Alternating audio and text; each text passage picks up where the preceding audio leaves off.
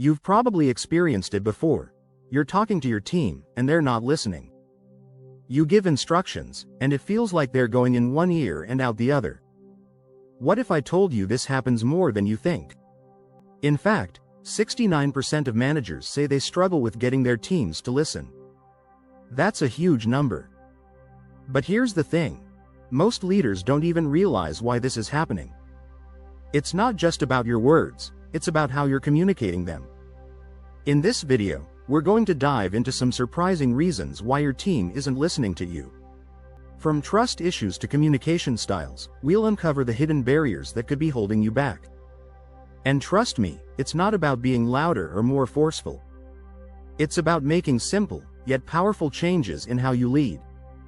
Stick with me, and you'll walk away with strategies that can transform the way your team hears you, without you having to shout. Ready to find out what's really going on? Let's get started. Chapter 1. The silent disconnect. What's really happening? When your team isn't listening, it's not always about what you say, it's about what's happening behind the scenes. A study from Gallup found that only 30% of employees feel engaged at work. That means 70% of your team could be emotionally checked out. They might be physically present, but mentally, they're somewhere else. This emotional disconnect often goes unnoticed by leaders.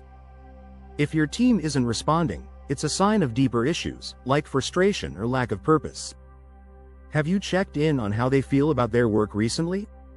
People don't just want tasks, they crave meaning.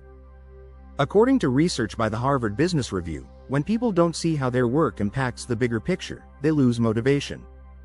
Connecting the dots between a team member's role and the larger mission can reignite their drive to engage. So, next time your team isn't listening, ask yourself, are you showing them the bigger picture, or just giving orders? Chapter 2. Are you speaking their language? The power of communication styles. Communication is never one size fits all. Your way of speaking might not be how your team understands. A 2020 study by the University of California found that 55% of communication is nonverbal. That means the way you say something matters more than you think. Some team members thrive with detailed, clear instructions, while others need space to ask questions. Recognizing these differences can transform your leadership style.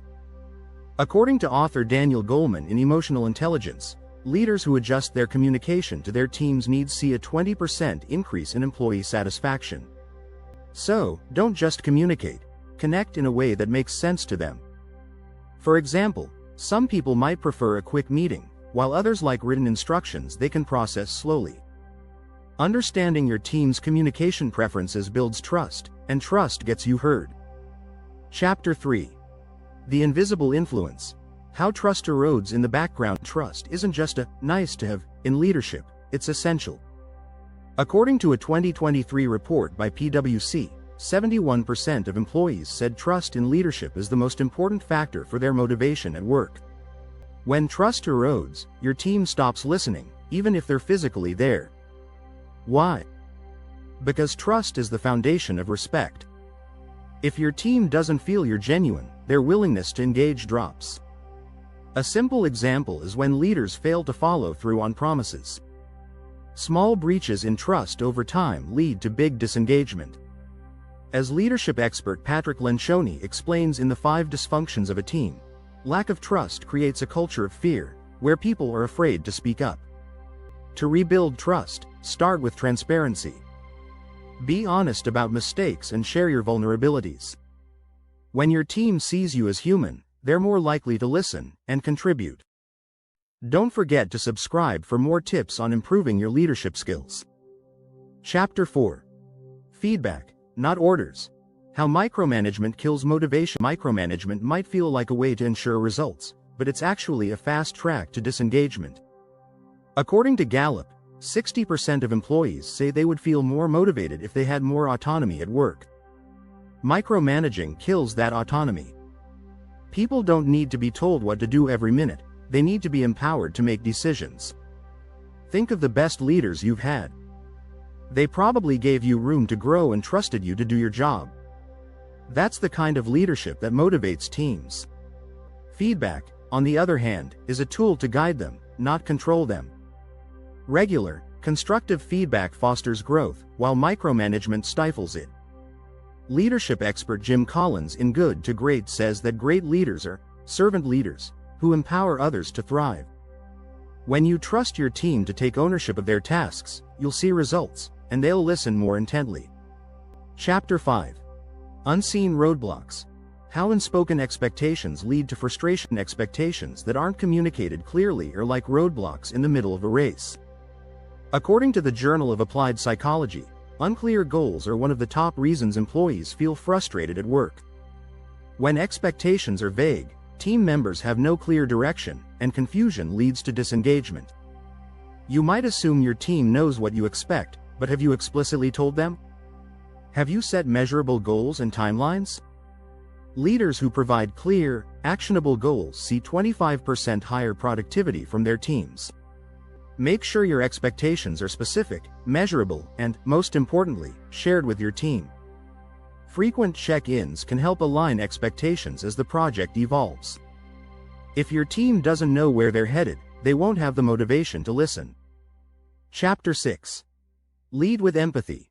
The game changer for active listening. Empathy is often the missing link between a leader and their team. According to a study by BusinessOver, 92% of employees said they are more likely to be engaged when they feel their leaders care about them. If your team doesn't feel understood, they won't listen. Leaders who practice empathy create stronger connections with their teams. This doesn't mean being soft, it means being aware of their emotions and needs. Research shows that emotionally intelligent leaders drive 12% better team performance.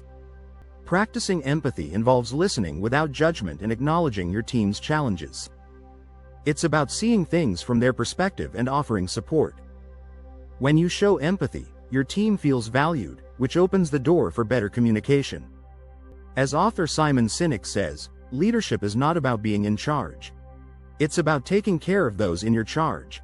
When your team knows you care, they're more likely to listen and give their best. Don't forget to subscribe and hit the bell for more leadership insights.